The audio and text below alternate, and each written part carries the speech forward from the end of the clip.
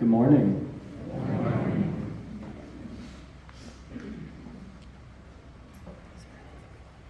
I'm not sure if all y'all know this, but I would guess that a few of you do, but Dad was one hell of a speaker. His brothers and sisters are too, as you'll hear a little bit later, which made this significantly harder to write than it ought to have been. And growing up, what I remember a lot about Dad is he had this uncanny ability to just get up in front of a crowd and just talk to people, perform, dance, whatever was kind of on his mind in that moment. And armed with nothing more than sheer charisma and allegedly confidence untethered to 100% accuracy, he would put on a show. And the combination of those two things had a radius that I don't think I fully understand even growing up in it until I was standing in it over the last 2 weeks or a little more here. A common childhood annoyance of mine was having to stand idly by while some stranger insisted on sharing some of my dad's time, typically after proclaiming, "Is that Walter Reeves?" I took for granted in those moments how powerfully recognized a voice and his voice was. Ashley did a really tremendous job of honoring Dad with the memorial show she orchestrated the Saturday after his passing. Listening to that episode was actually the first time I'd heard his real voice in years. While my brain logically knew who was speaking, I found myself thinking, is that Walter Reeves? The recognizable voice that so many of you remember fondly feels painfully foreign to me now. Over his last years, I became familiar with a different iteration of his accent, cadence, and inflection, one that felt like an agonizing game of taboo, often culminating like the punchline of a mumbly Mitch Hedberg joke, each conversation starting with, "Huh? What'd you say? That flower is really red?" And ending with, "Oh, yeah, Dad, that flower's dead." Years of back pain, Parkinson's, and physical decline stole from him the thing many of us cherish most, his voice.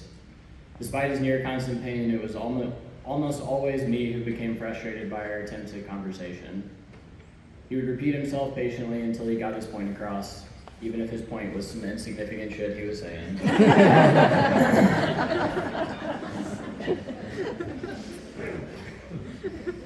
In death, as in life, Dad had a plan. Maybe plan is generous, it read more like a list of orders from beyond. A small service, 100 people maybe, a list of who to notify, songs to play, a venue to host it, and a hilariously small budget of $200 for the He had it all mapped out. What he apparently did not plan for was his death being breaking news within hours of his passing, or the AJC running an obituary before we could submit one, or a letter from the governor, or all of this today. The last few years narrowed my perception of Dad's life considerably. Late nights in the hospital, early mornings, and last-minute flights to Atlanta, the hard work of showing up. Somewhere in that fog, I lost sight of Dad's radius, of what he meant to people beyond our increasingly small world. The things that made me proud after feigning annoyance when he was recognized at dinner. I think maybe he had to. This today has given that back to me. So to everyone here, thank you. Thank you so much for showing up. For showing up in numbers he clearly had not accounted for. For the letters, the posts, the stories, the calls, being together here today will let me hear his voice one more time, but it does remind me how powerful it was and the ways in which it will live on. Thank you.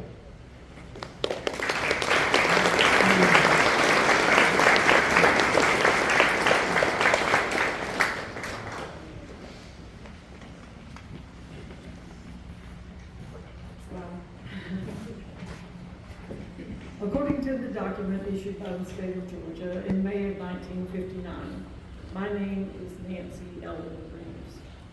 However, for more than half of my life, I was better known as Walter Reeves' sister. But what's in a name? Let me tell you. When our mother was born in January of 1919, she was the third child in third daughter of our grandparents. Our grandfather had harbored a wish for a son. So when he had a third girl, he had no choice but to give her his name. Thus began the life of Walter Francis Cowart. When my oldest brother was born, his birth certificate reflected both of our parents' first names. Walter Frank Reeves was born June 2nd, 1951. Walter was named after a girl, okay? There was nothing typical of the amazing life that followed for the next 74 years. Walter made a name for himself in every stage of his life, from star student in high school to being a 4-H counselor at Rod Eagle, then county extension agent, author, TV show host, newspaper columnist, and radio show host. He brought kudzu casserole to family gatherings. He made dog food pie for our mother. What was it like to be his sister? Co-workers would tell me, I'll wake up with your brother every Saturday. People would scream, great murder!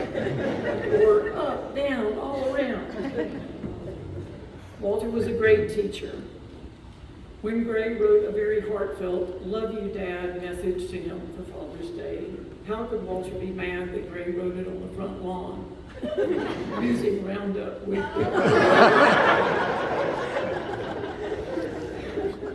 Reading just a few of the thousands of comments online over the past 2 weeks, I feel compelled to answer a few questions.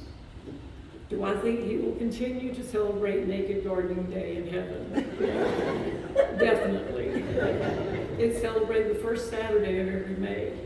Guess what's 5 days away? Is muscadine hull pie a real thing?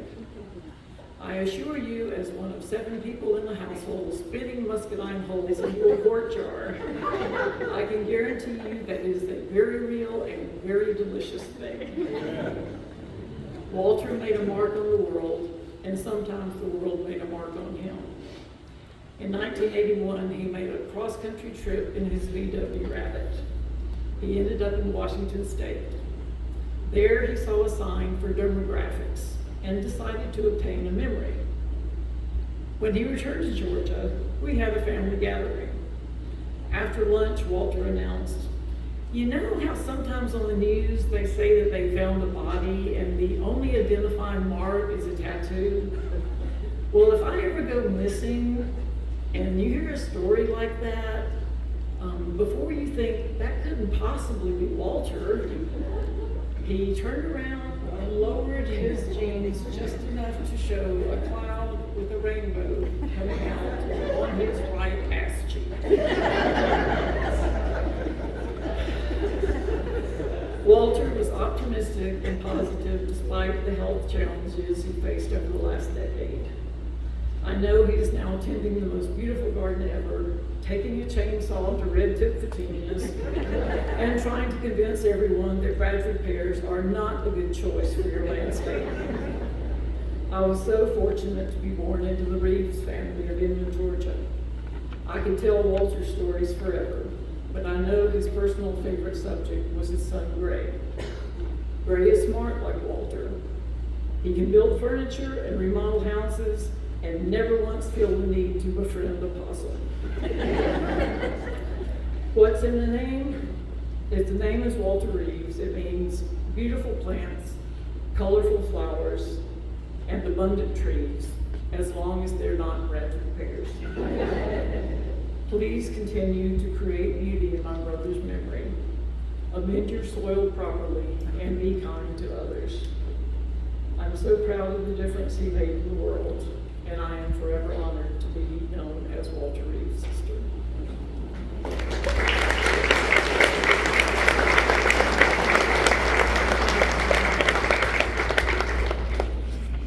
title of the story is From the Outhouse to the Brick House.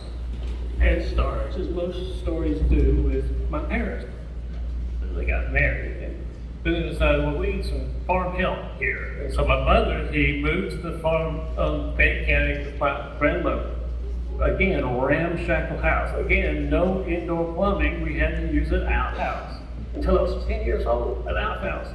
And you would not think that that would be the kind of background for a radio show host. Nonetheless, it was. Because my father said, well, we've got one little farmhand here. That's they had me. And they said, let's try again. So they had another little farmhand, my brother Robert. He was born. And another farmhand, my brother Alan. This is great. My mother said, I need some help. And so they had a sister, my sister Carol. They didn't play this, of course. But they had my sister Carol, my sister Nancy, and all the little Reeves kids lived in the house. And finally got the tub and the indoor toilet and everything else. We were sitting pretty. Unlike Walter, I think starting life with an outhouse is a great foundation for a brick house.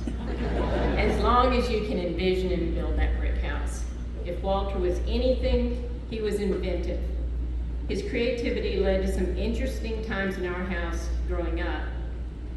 As Nancy already alluded to, I thought it was our father, not our mother, but Walter wanted to find out if dog food could make a good pie.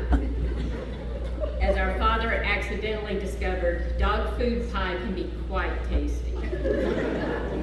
I can't tell you how many times I opened our refrigerator and wondered if I was looking at leftovers past their prime or one of Walter's science experiments. His drive to create and build continued as he designed one contraption after another to meet the progressive challenges he faced from his Parkinson's disease. Walter was a good big brother, although I'm not sure he consciously thought about filling that role. His footsteps were wide and deep. He was smart, so the other four of us should be smart. He made good grades, at least in high school.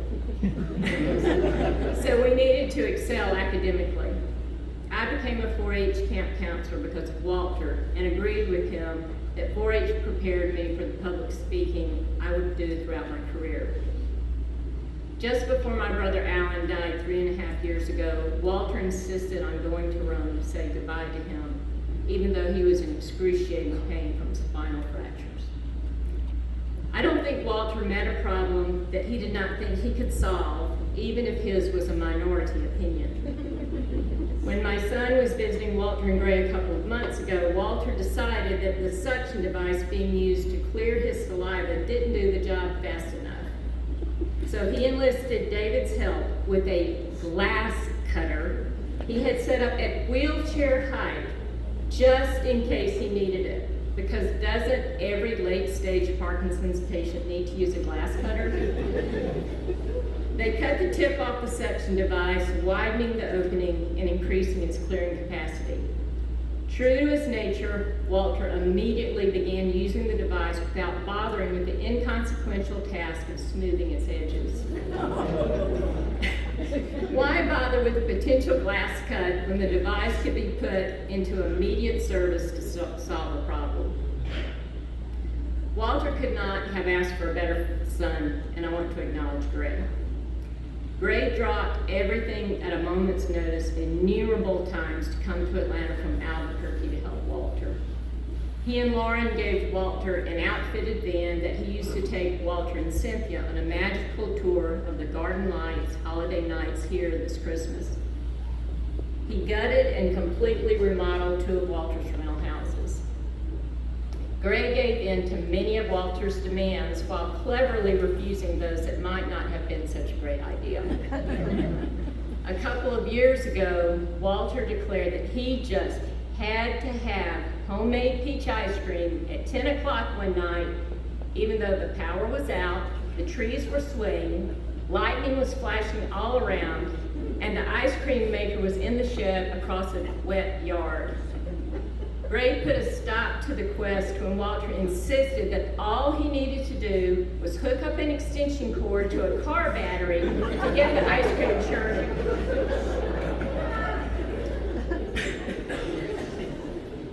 Walter was lucky to have Gray, and he loved and admired the man Gray became. Walter suffered a variety of health issues over the past several years, but he tried not to let them get the best of him. He concluded an email to us siblings with this sentence: I have wonderful siblings, good friends, and close neighbors.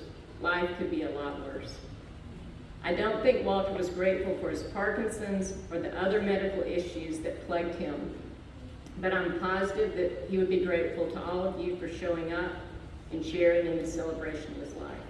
So let's go plant something, build something, experiment, and save a possum.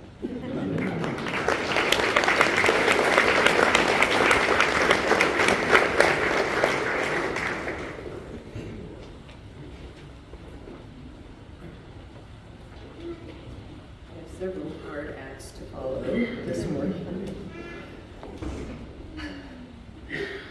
Everybody else has already said good morning and welcome to, so I guess I'll skip that part.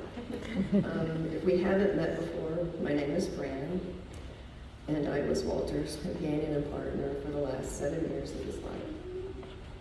When I met Walter in 2019, I had no idea who he was, or that he was something of an icon around here. No, I had not been living under a rock, but I had been living in California for the previous 32 years.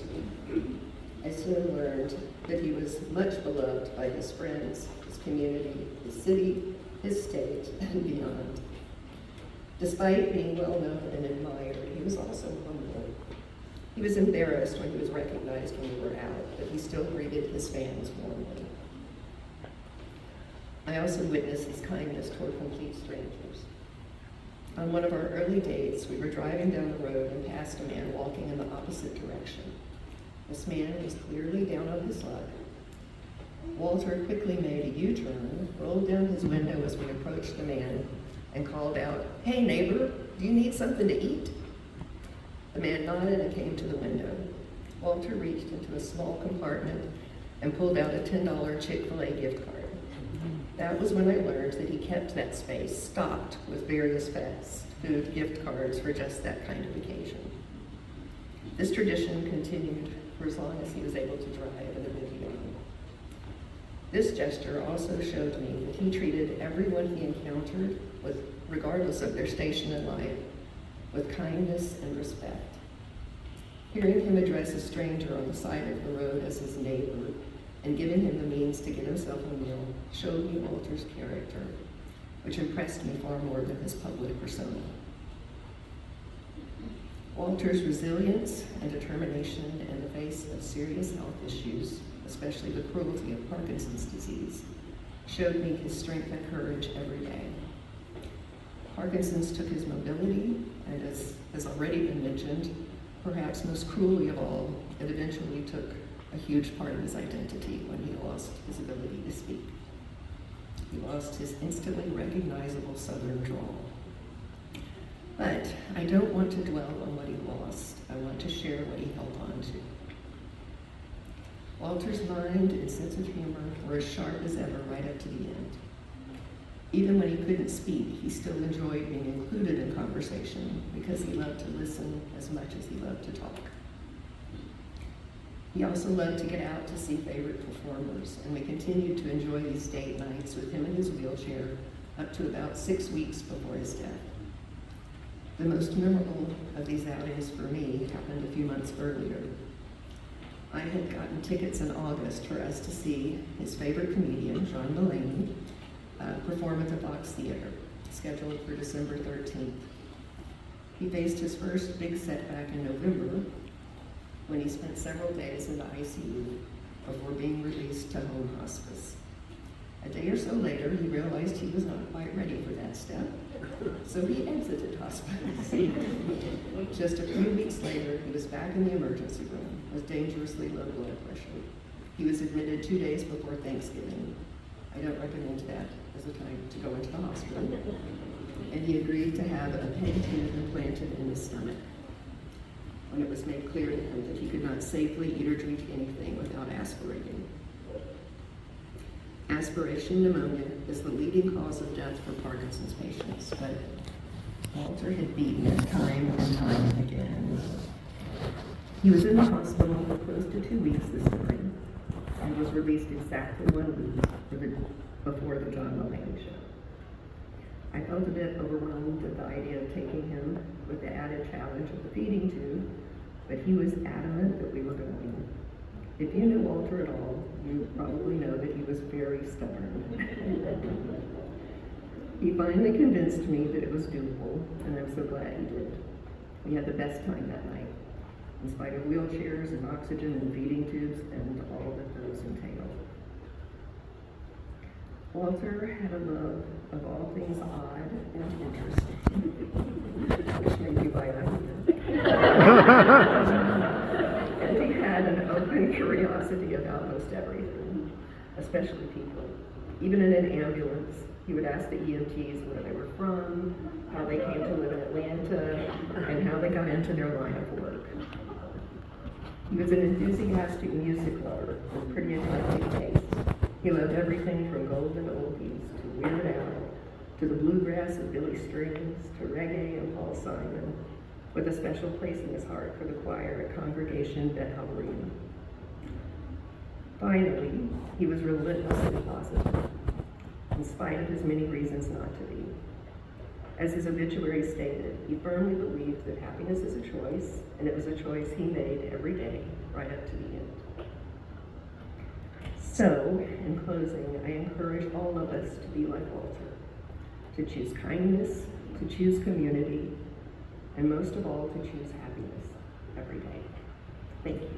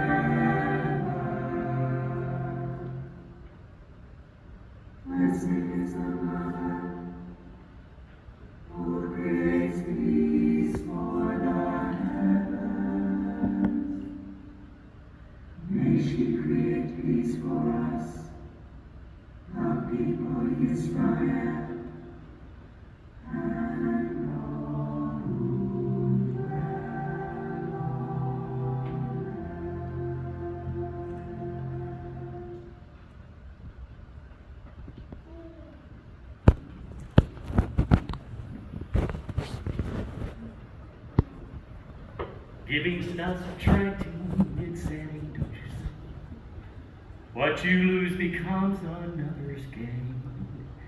Sharing's not dividing, it's multiplying love. Like a flower after morning rain. Walter Reeves. Like a flower after morning rain. Close your eyes. Close your eyes. Imagine a hillside. 45-degree hillside, planted in grass. Well, that grass is growing well because the Georgia gardener gave instructions. It levels out on a natural stage beside a still, reflective water. Rising on each side of this grassy hill are pine trees, Georgia pines, reaching to the heavens. And picture this, seated on that grassy hill are 1,000 children. And as the sun goes down on that hillside, there's a voice that comes echoing through the woods. Welcome, my people. It is good that you have come. Now open your eyes, please. Those are the words that the pageant at Rock Eagle begins with on Thursday night. I see so many of you, you were imagining, you were remembering, because you've been there. Gray, I have no doubt that Walter is looking at this garden and these beautiful people and this big crowd, and he's thinking, welcome, my people. It is good that you have come. I'm Bo Riles. I'm just one of thousands. 4-Hers and fellow 4-Hers and fellow counselors and co-workers, and I'm just so honored to be representing them. And to the family, our condolences, our prayers, but the biggest thing is I thank you that you shared this God with us for all these many years. Now, I was just a little bit younger, so seated at Rock Eagle in the seats. How many of you ever sat in Talmadge Auditorium? Sitting in those seats at Talmadge Auditorium and seeing Walter Reeves in his green jacket on that stage and hearing that voice that was already there. Seeing that confidence that was already there. Yes, sparks had been lit in this young man's life. And we're hearing lots of stories about his life, but he was definitely destined for greatness, even at that young age. When he graduated, and we already talked about this, he became a county extension agent. And all of you who've ever listened to WSB when Walter Reeves was on there talking, you'd hear about extension. And I see so many of our extension colleagues in the audience today. Mark will talk more about his years, but I'll say I was proud to be a fellow county agent. One quick story, we were at the extension conference at the depot in Atlanta. Everybody in extension's there. The entertainment had canceled on us. So Bill Edwards grabbed me, the piano player, and then I grabbed Walter, and we grabbed 4 vests that the serving staff used. We put on those vests, and I'm thinking, we'll sing, I'm looking over a 4-leaf clover, 4-part harmony. Walter says, let's add the verse. I'm looking over my dead dog Rover. And we did. We sung on that stage that night. As a camp counselor, as a busload, well, they used a lot of planes too, but a whole crowd that were counselors with Walter assembled here in this room. And they can tell you stories as long as you want to stay around today. I have no doubt about that. Just learned another one from my good friend Randy about this yellow costume over here, the 3rd best group at Rock Eagle, about Walter Reeves, how he wore this thing on the bridge at the University of Georgia one day, just because he wanted to. Doesn't that sound like Walter? One quick counselor story, Dale Wiggins tells this one, that Walter, the Himalayan chief, and actually I'm glad y'all brought that up, Walter talking about how he could jump high enough and touch his toes. Well, the Himalayan chief was driving an old beat-up surplus van at Rock Eagle when Dale tells the story of how it turned over, laid down on its side. They looked and were worried, afraid Walter was hurt, went running over to see if Walter's okay. Here he is, climbing out the passenger side, out the window, facing the heavens. Of course, he jumps out and said, get over here, let's put this thing back right, get the wheels on the ground before Mr. J sees what's going on right here. And they drove off, just like Walter, never rattled, always improvising, and always finding a way. Now, when we became county extension agents, and a great idea was had by a guy named Bill Edwards, and Clovers and Company was started. And I still remember Gray coming along in those days. Well, Walter and I were part of that inaugural group in 1981. Now, Clovers Company, 44 years are behind us now, 9 Grammys, Broadway, all kinds. We recruited the most talented, or some of the most talented young people from across Georgia. Walter, you've already heard references to this. The world knows the gardener, the horticulturist, and some know the engineer, the scientist. But not everyone knows that he could sing, he could act, he knew lots about production. And I heard that comment too that Gray gave. I now know why he was so dang cheap. He had a $200 budget that he gave here today. Quick story about closing company, in addition to the one about how he used 1 gallon dill pickle cans that he got and spray painted black and made footlights out of it, we talked about.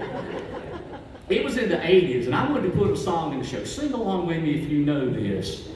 That's the way I like it. That's the way I like it. Yeah, I'm hearing it out there. I said, Walter, I want to put this song in the show. I need a mirror ball. Okay. He assembled the production crew in the garage there at Rock Eagle. He said, all right, ladies and gentlemen, we need a mirror ball. You know, no Amazon, no Walmart, none of that stuff back in those days. He got those young people together and started gathering ideas. Ultimately, what they did is they went and found a mirror. I'm glad Hart Smith wasn't director. They went and found a mirror that was in storage, and they got that old mirror out and cut 1/2-inch pieces of glass. And the glass cutter, it goes all the way back. But they cut 1/2-inch pieces of glass, put lines on a styrofoam ball, glued it with super glue, took a clock and put the motor of that clock into that mirror ball. And when that mirror ball was done, we hung that mirror ball on stage, and when the light hit it, it could be Broadway. And you know what really happened? He got those young people together. He got their ideas. They built this. Those behind-the-scenes children were now in the spotlight, and so proud. And Walter working along with Ken Parrish and Diane and Bill and Mike and so many through the years. He was just absolutely a genius at getting the best out of young people, making them feel special, making them learn while they were going. I mean, you know, when you get right down to it, that's what 4-H is. That's what 4-H is all right. That tall, curly-headed guy in those wire-rimmed glasses, and he wore Birkenstocks, and the rest of us didn't even know what the word was. He was so cool, but he just went around spreading joy. Went around planting seed, went around making this world a brighter place. Not long after Gray called me, I was sitting on the back porch at our home, and I heard a thump, and a little bird had hit a glass. And I reached over to grab that little bird, and it was a painted bunting. That bird that I so enjoyed seeing come. I think, you know, the painted bunting looks like God himself painted it. And as I picked up that little body of that little bird, I couldn't help but think of Walter Reeves. Couldn't help. Just always bringing beauty and color and excitement into our lives. And also, I had to think, I was sad, you know, because Walter's not with us. Walter's not with us.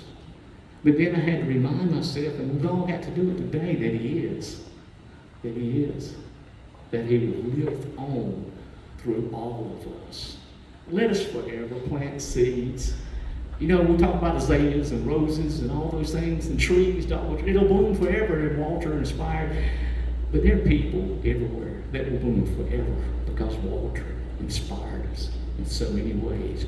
Talked about state 4-H leader Melanie Byron-Smith, and there's going to be a tree planted, as we've talked about, at Rocky in memory of Walter. It's going to be planted right by the tower there at Rock Eagle, which Walter's been instrumental in helping getting an elevator put on the back of that tower so people with mobility challenged can get up and say, hi, Kroger. And what will happen in Kirby in years to come is when the counselors get up there and they tell them about the great Rock Eagle and the 5,000-year-old, they're saying, that tree right over there, let me tell you about this guy. Let us always keep Walter in our hearts. Like a flower after morning rain.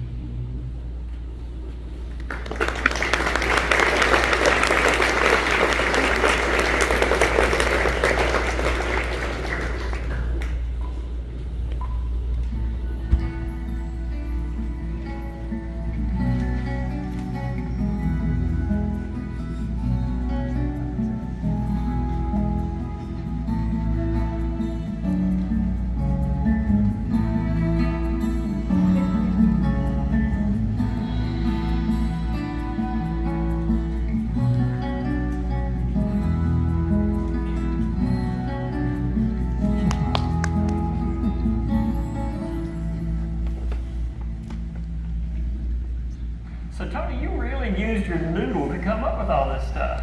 No, actually, I use this noodle. You used to float in the pools, cost a lot sometimes. Tony Johnson is horticultural supervisor at the Research and Education Gardens down in Griffin, Georgia. And he has come up with an ingenious way to decorate a pond. Tell me what you got, Tony. Well, there's systems out there now that are used to do plant islands to float in your water. Mm-hmm. They come in basically a little 2-component thing. Right. Has a little floating ring, a pot, holes in the bottom. Got it. You put a little bit of fabric, landscape fabric inside Got you. to cover up the holes. And you place this in here, put soil media in here, float it in the water, you put plants in it. Sure. Roots will go down through it. Well, let me practice 2 big words. Exobasidium vaccinii. Aren't those big words? Aren't they pretty? I'm just real proud up about those 2 words. But if you look at this malformation of an azalea leaf, you could probably use 3 words that would describe this problem a lot better than my 2 multisyllabic words. You'd say, that's a gall on that azalea leaf. I bet I would call it azalea leaf gall. I promise, people come by your house, they're going to say, what is that blooming with the pink flowers and the pot out front? Now, this is not the only plant that you can decorate. You can also decorate an agave like this. See how pretty that is right there? You can decorate cactus plants, yucca plants. Sure, there's all sorts of things you can decorate with these artificial flowers made from an egg carton. Now, if you try this, you'll find that there will not be any kinks in your garden. If you try this, you'll find you get a lot of comment from your neighbors, and you'll have a lot of fun in between the 2 of them. And now, if you'll excuse me, I'm going to go out and paint the tires that I buried alongside my driveway.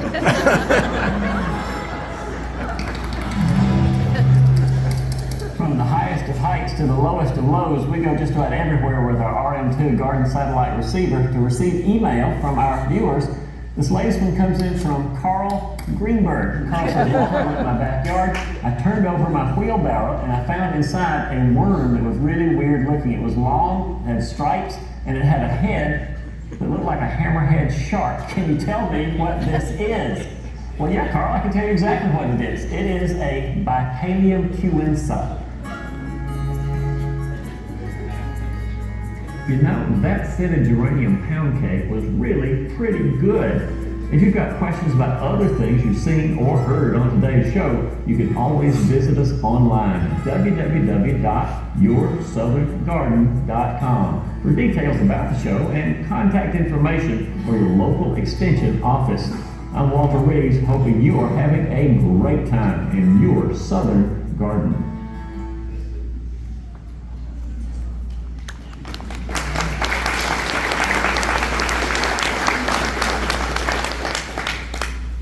I don't know how many thousand miles Walter Reeves and I burned up on the highways of Georgia, Alabama, Florida, and South Carolina. But I do know that when God brought Walter Reeves into my life, it was made much, much richer. We're driving down the highway, returning to Athens. Walter looks at me and said, "Bob, you want to meet my mom and dad?" I said, "Well, Walter, we're on our way home." He said, "Well, pull off here."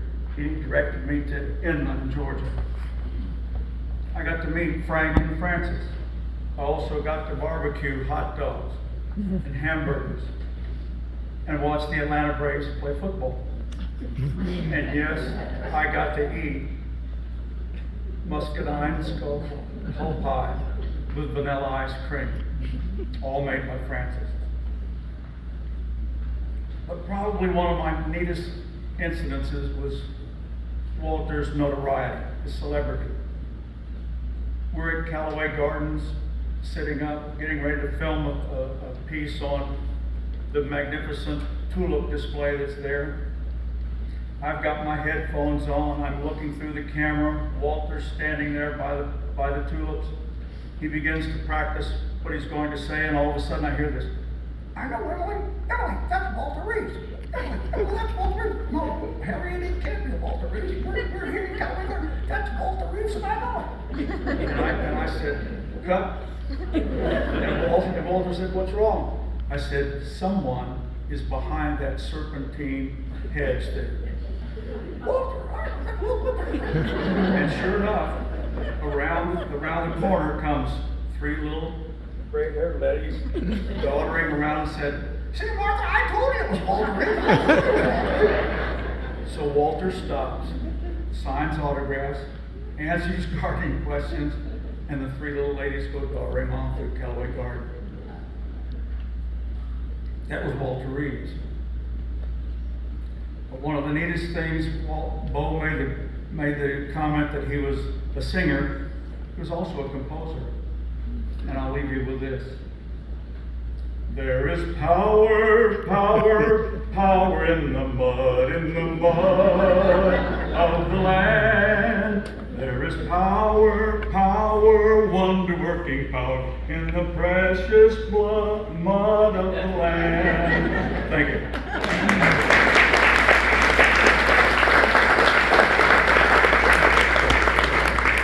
If I'd ever predicted 25 years ago that I would still be doing radio 25 years later, it would have been unbelievable. I just never thought it would last that long. But it's pretty, it's humbling to know that other professionals have recognized the time that I've been on the air, and hopefully they've done a good job in serving the people of Georgia with their gardening questions and needs. It's really, again, it's one of those things that is very humbling to know that people rely on me for good information in the grocery store, when I see people at church, when I see people around town, and they say, "Could you tell me about my fescue lawn? I don't know, I have something going on with my tree." And it's really nice to know that people know that I'll give them information. I'm not trying to sell anything to them. I give them what is really the truth to do the best thing for their garden and landscape.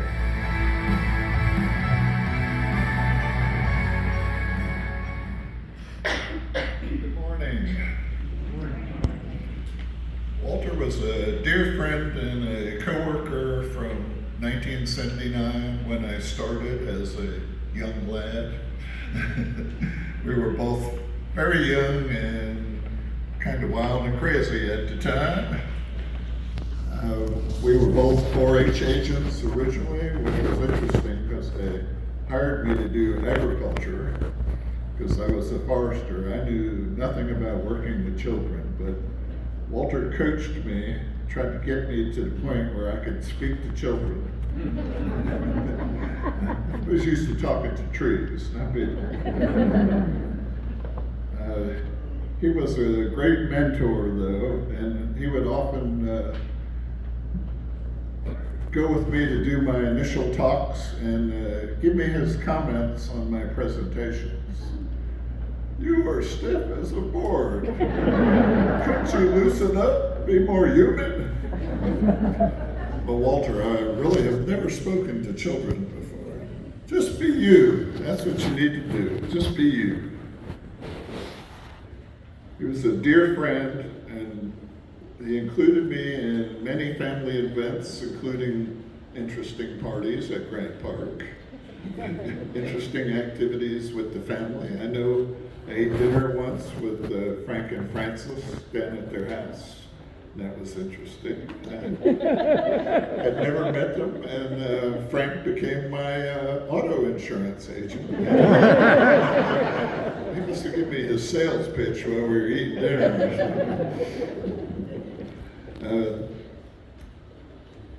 Walter was really like a brother to me. He always encouraged me to learn and to try new things. And back when we started in Extension was very conservative, even about agriculture. So some of the ideas that we tried in DeKalb were often frowned upon by the university. One of the activities that we sponsored once was a pet show, because we figured, 4-H kids would be big into pets. And that. So we were an urban county, and we didn't have hogs and chickens and all that kind of stuff.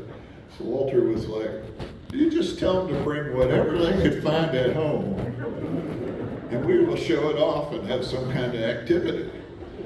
So we ended up with a roach race and a spider crawl and all kinds of good stuff. Needless to say, you all know about Walter's creativity. he could rise to the moment, we'll say. I admired him mostly for his quick wit, also for his great love of life and his willingness to try. And like many have already talked about, his spirit. He had such a positive, warm spirit that he just drew people to him. And as other people have indicated, he always drew people, whether he knew them or not. They knew him. That was the important thing. And as he always told me later on, be genuine.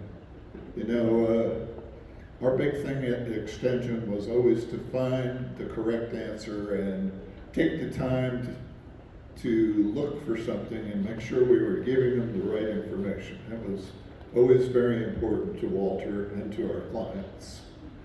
Just have a couple stories about our life at the EEC, which is fondly known as the Environmental Education Center, which was located on Wildcat Road, South DeKalb. Very apropos name for our location.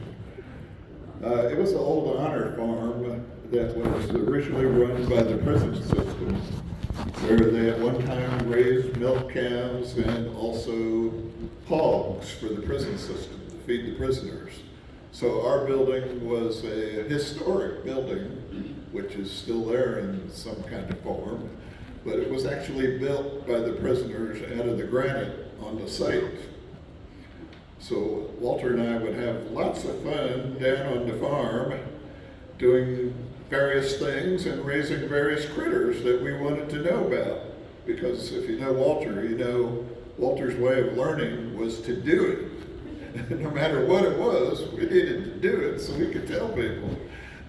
So we raised a variety of animals, including chickens, goats, hogs, cattle, the mules that took the gold to the Capitol, rabbits, all kinds of critters.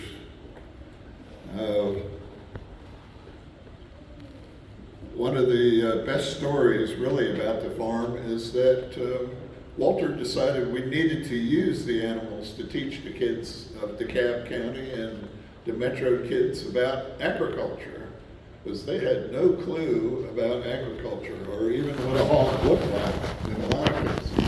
Because they would come to the farm and point at it and they go, look at that cow over there.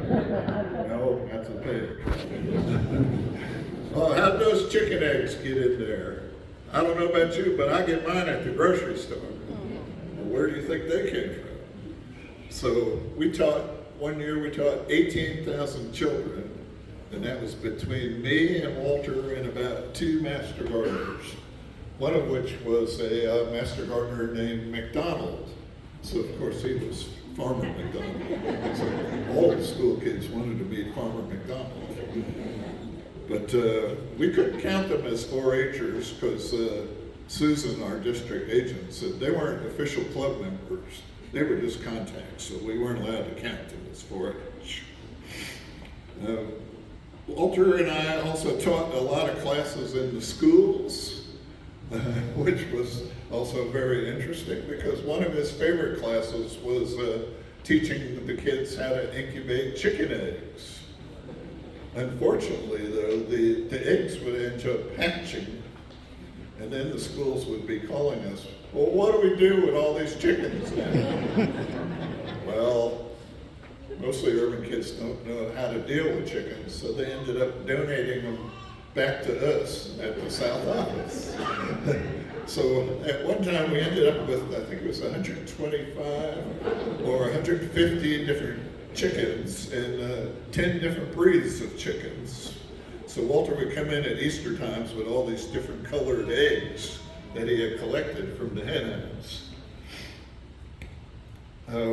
One of the side effects of this class, though, was Walter would collect the eggs a lot of times and put them on his desk for some reason and just forget about them until everybody in the office would remind him that they were stinking really bad because all of them were rotten.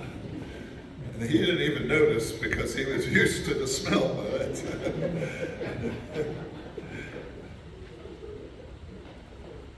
Walter also greatly believed in the 4-H motto, which I stated earlier, which was learn by doing. And a lot of people have already referred to his possum expertise. Well, he helped me to learn about possums because he helped me build 2 possum traps for the South Office, because the possums kept getting into our cat food that we left out around the building. So we decided we were going to trap the possums. So we caught the one possum, and Walter wanted to know more about the activities of the possum.